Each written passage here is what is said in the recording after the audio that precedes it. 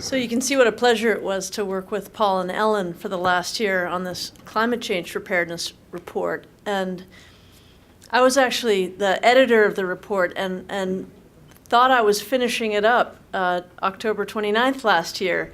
But that was Hurricane Sandy, and my house was shaking, and I was getting real-time views of water pouring into the World Trade Center site in New York City, and we realized we needed to rewrite the whole thing. So, but I think one of my first reactions to really understanding both how quickly sea level is rising and that it accelerates, it doesn't stop after 2100. It's just more that it's hard to plan beyond that. My first reaction was real grieving, and I have a nine-year-old daughter, and she already says, "Mom, I wish I had been born earlier." And we try to shelter her, but it's hard to fully ignore what's going on, even when you're 9. So my shift in this conversation is to help you think about not only what's happening, but okay, so what do we do? Ellen did a wonderful job of explaining what we can expect. So 1 to 2 feet of sea level rise by 2050, 40 years from now. 3 to 6 feet of sea level rise by 2100. Again, it does keep going after that. But over the next, say, 90 years, imagine each of your tables being consultants to Mayor Menino. And David is going to be explaining the game much more than I am. But imagine that you are a consultant team that are vying for resources to protect some of the key iconic places and infrastructure within Boston. So your table is going to put together what you think is the best option for him and his staff to consider regarding climate change preparedness. I'm going to ask a couple questions I'd like actually people to answer, but also think about it. First and foremost, what does success look like to your team? And this is not rhetorical. So what is success? Bottom line.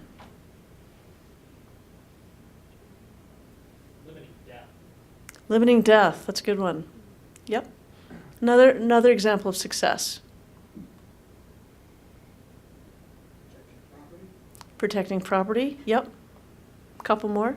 Not having to retreat, to fall back on the retreat strategy. Not having to retreat, yep. One more? Yeah. People can more or less live their normal lives in a normal way. So your people are not disrupted, either their residents or their businesses, yep. Maintain or even improving the local ecosystems, the oyster beds that we put in. Yes, neutral to even positive ecological impacts. Anything else? Yeah. How about having kids glad that they're born? Yes, absolutely. I know, it's heartbreaking. So, so what you've done is you've created some metrics of success in terms of public health, ecological health, property protection, and really number one is basically your solution works, right, for whatever you're trying to protect, and you've named a number of things. But also, so the engineers come in, the Ellens and the Pauls come in and say, yes, this works, okay? When the politicians enter, it's not just, will I protect public health, but also, is it too expensive? Can we afford this and also have public schools and health insurance for public employees and snow clearance? Is it socially acceptable? Is it politically acceptable, particularly in an election year? Is it the right amount of innovation, right? So it's familiar enough that I can imagine this working, but it's also kind of cool. So it makes us proud of this kind of solutions.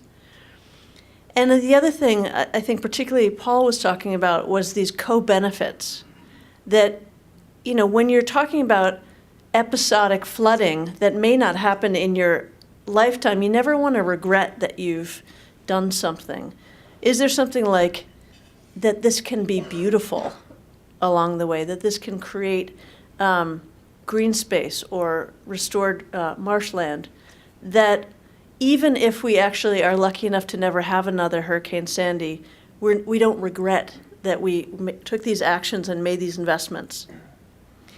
And I also think politically, as you are thinking about being consultants to Mayor Menino, are there other negative or positive precedents that will have the politicians say, oh yeah, we did that before and that was good, or we're never doing that again, right? Even if you have the best idea, it reflects on a bad precedent in the past. For example, the Big Dig, right? It's supposed to cost $4 billion. With interest, it's north of $20 billion. Sucked all the money out for doing all the other bridge and road repair that we'd wanted to do.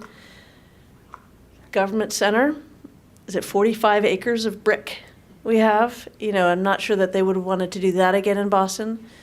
Demolishing the West End. Things, if your solution, even if it's the right solution, if it harkens back to something that politician feels like was a mistake, it's less likely to be adopted.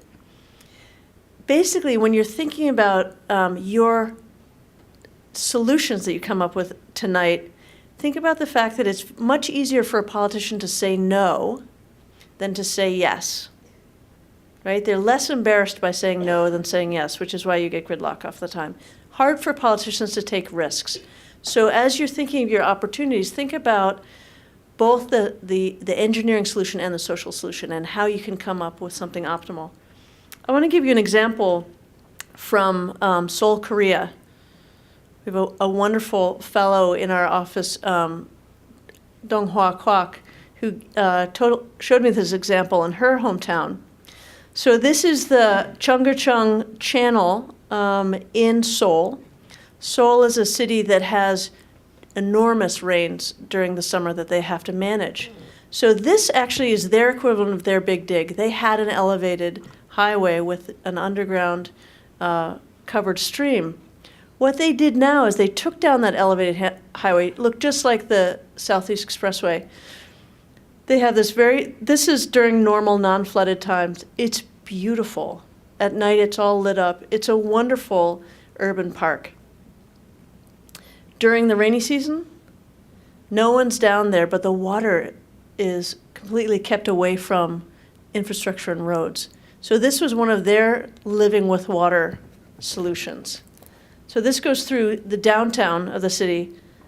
The Han River is the larger river alongside the city. And as you can see on each side, there's green space. So again, in times of non-flooding, they have parks and recreation area. And those are the areas that flood with very little permanent damage during their rainy season.